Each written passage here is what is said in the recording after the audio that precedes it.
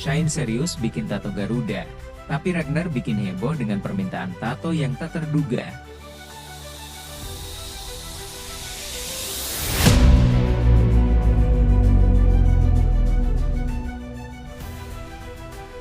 Sebelum lanjut, bantu dukung channel ini dengan cara subscribe, like, komen. Shine Patinama, salah satu pemain naturalisasi andalan timnas Indonesia, membuat gebrakan baru di luar lapangan hijau.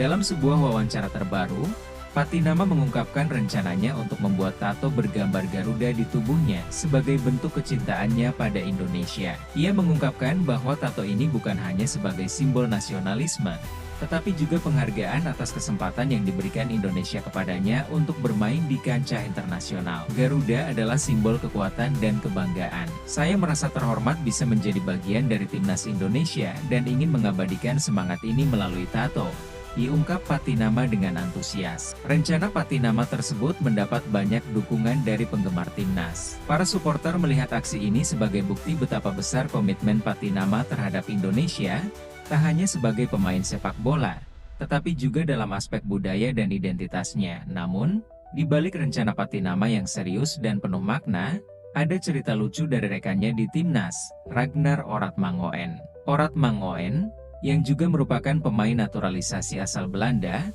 mengajukan permintaan yang terbilang nyeleneh dan mengundang tawa. Dalam kesempatan yang sama, Ragnar mengatakan bahwa ia juga ingin memiliki tato, namun dengan desain yang jauh dari simbol nasionalisme. Kalau Shine mau bikin Garuda, saya mungkin akan bikin tato gambar nasi goreng atau sate ayam, ujarnya sambil tertawa. Ragnar menjelaskan bahwa ia sangat mencintai kuliner Indonesia, dan baginya, makanan adalah salah satu hal yang paling ia sukai sejak bergabung dengan timnas. Pernyataan Ragnar ini sontak mengundang gelak tawa dari rekan-rekannya dan juga penggemar. Meski terdengar konyol, penggemar mengapresiasi kehangatan dan rasa humor yang dibawa Ragnar dalam skuad timnas. Kedua pemain ini menunjukkan betapa mereka mulai merasa nyaman dan menyatu dengan budaya Indonesia, meskipun dengan cara yang berbeda. Sementara Patinama memilih simbol Garuda yang penuh makna, Ragnar lebih memilih pendekatan yang ringan dan lucu, menunjukkan bahwa sepak bola tidak hanya soal kemenangan di lapangan, tetapi juga bagaimana para pemain dapat terhubung dengan budaya dan masyarakat tempat mereka bermain. Pada akhirnya,